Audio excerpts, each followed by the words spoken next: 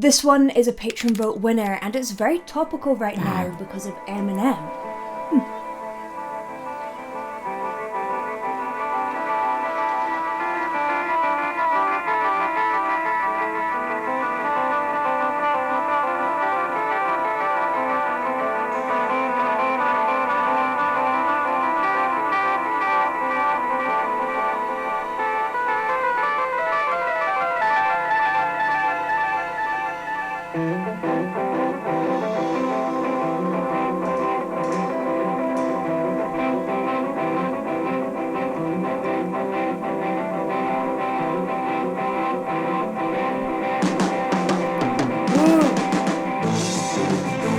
Gives it like a spacey intro. I love it.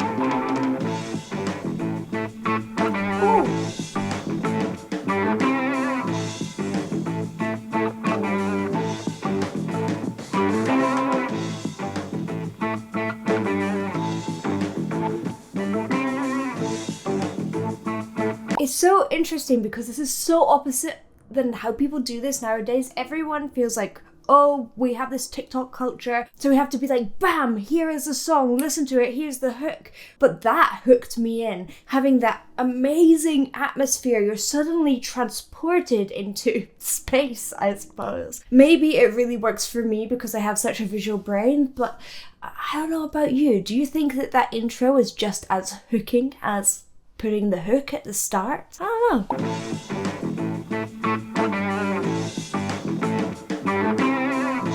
It builds anticipation as well. So I'm excited about this.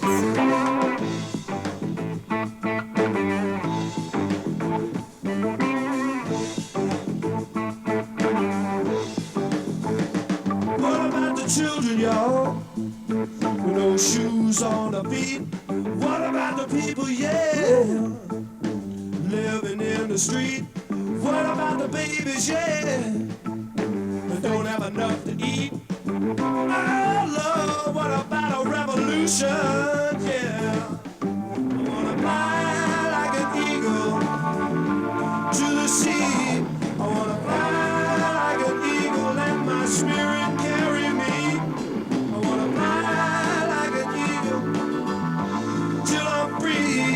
I wanna fly, yeah, to the revolution. So he's doing the same run over and over again. 1, 2, 3, 4. And that's really important because it's a pentatonic scale that's often used in blues music, so it gives it that really bluesy feel. Of course, you've got that funky bass line going on underneath. And I think I've heard this song before. It's in Space Jam.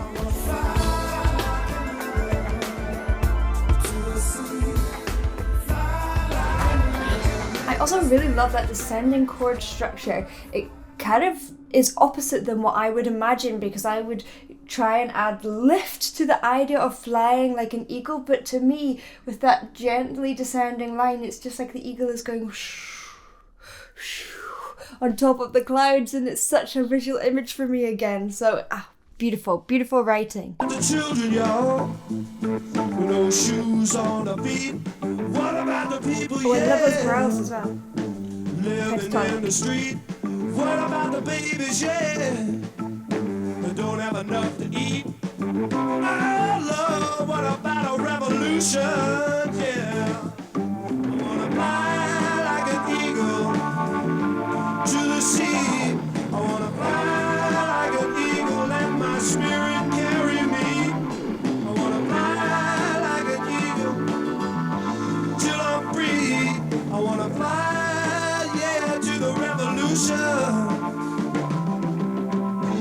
I love as well those little growls. They're actually more of a Louis Armstrong style growl, hey, rather than a gritty, thinner fry growl. Obviously this was used in jazz a lot with Louis Armstrong, and it is used in a lot of modern pop. People like Christina Aguilera, hey, will add that sort of growl in, and it's a kind of heavier, more poppy growl, less staticky growl. And that comes about from people moving their false vocal folds, which are bits of tissue that are there to protect your real vocal folds, your true vocal folds, from excess pressure, but putting them across partially and letting them shuggle around. And when they shuggle around, they create I love the rhythm section in this as well because it's so funky and it has quite a lot of complexity going on. It just makes it kind of danceable and fun. I have some really interesting things that I want to tell you about Steve Miller's upbringing because he did not have a usual upbringing, I tell you that. But let's listen to the next section and we'll talk about that.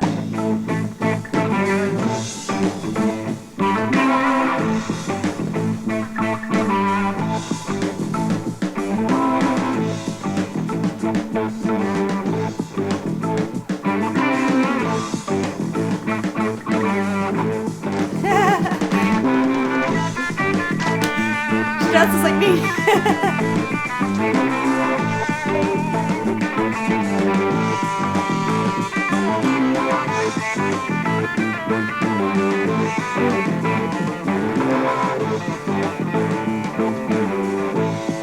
Incorporating lots of blues skills and stuff.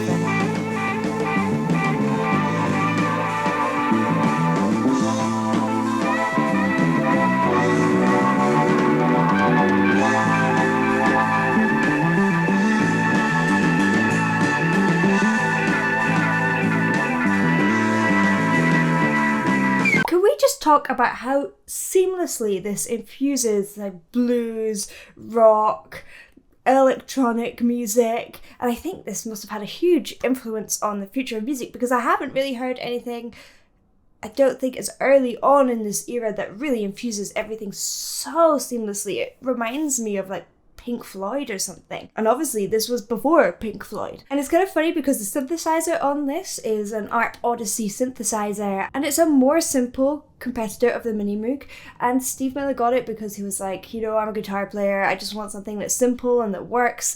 He developed this whole entire kind of electronic bluesy sound, this atmospheric sound, using something that he thought, I'll get the simple version of that. It just shows that it doesn't have to be fancy to be good. In fact, with creativity, we could use substandard. I feel bad calling it substandard because it's not really substandard, but often considered substandard tools to make something amazing. Great beauty can be made with a little creativity for sure.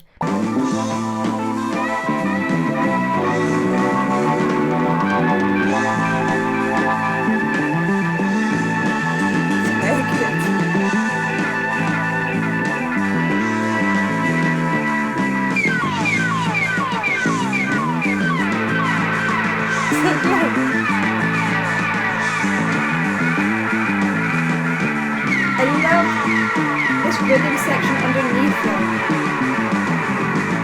With all these amazing floaty atmospheric sounds going on, it's really lovely to have that driving rhythm section underneath, that funky rhythm section, something for your ears to hook onto. Now there is plenty of music that is just atmospheric music and that is beautiful, but I love it in this context because I'm both like floating in space, but I'm going somewhere with it.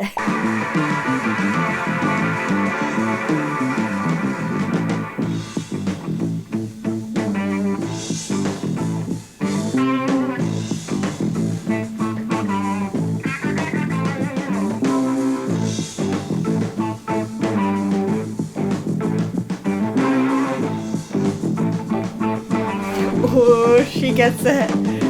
Time keeps on slipping, slipping away. Time keeps on drifting, yeah, day by day. Time keeps on taking me away. Our love from the revolution. All those times, and quite a few of the other notes, are not one note. Time. They slide from the note below. Time, time, time. So it has this really chewing gum oozy feel to it that's so bluesy to have that. Or a little bit jazzy as well. You don't hear a lot of that now because everything a lot of things are tuned, and obviously computers are not so good at tuning into a slide. But I love a slide. I feel like it's so organic and natural and human. Day by day, time keeps on taking me away. Oh, love from the revolution. I wanna fly like an eagle to the sea. I wanna fly like an eagle, let my spirit carry me. I wanna fly like an eagle till I'm free. I wanna fly, oh Lord, to the revolution.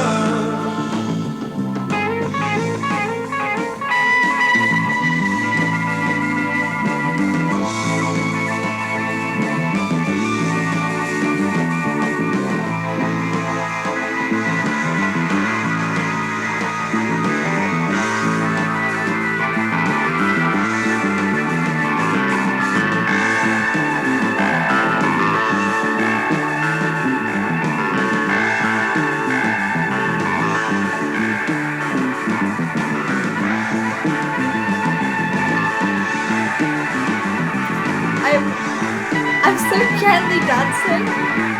I think this is my 70s style dance. I hope you're doing it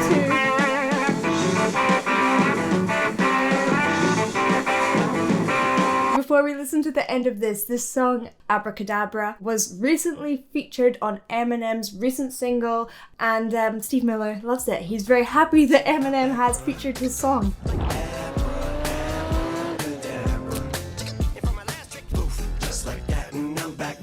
Now, the history of Steve Miller's upbringing is kind of incredible, and it's no wonder to me that he ended up being such a amazing musician. So his mother was a fantastic jazz singer, her name was Bertha, and his dad was Sonny, and he was a pathologist, but he also was an amateur record producer.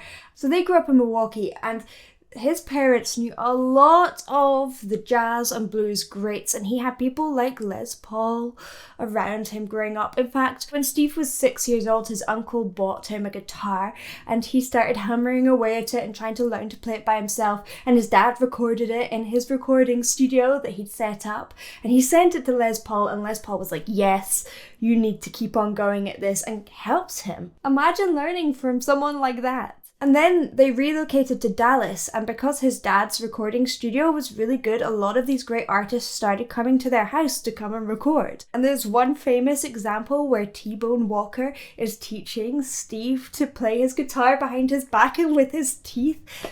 Ugh, what an education. I think music is almost like a second language if you learn to speak that language from very young, and you are speaking with people who are incredibly fluent. It's going to take you on a journey.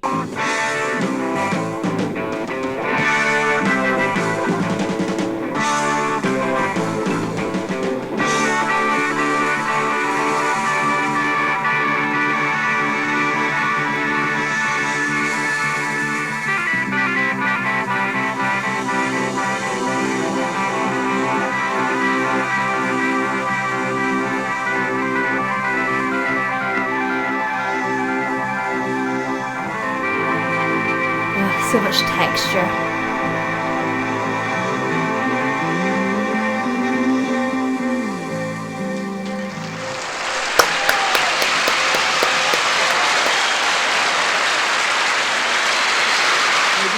What I also find wondrous about this song is that there's not many people on stage. You've got your synth, you've got your guitar, your bass, and your drums. And most of the time that's really all you could afford in this era. There wasn't so much technology that you could put layers and layers and layers of sound on it.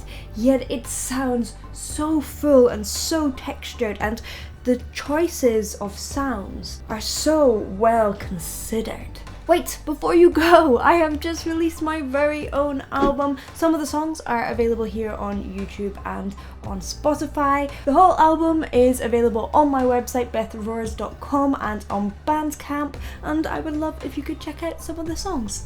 Alright, thank you for watching. I hope you enjoyed. If you did, please do like and subscribe, and I will see you in the next one.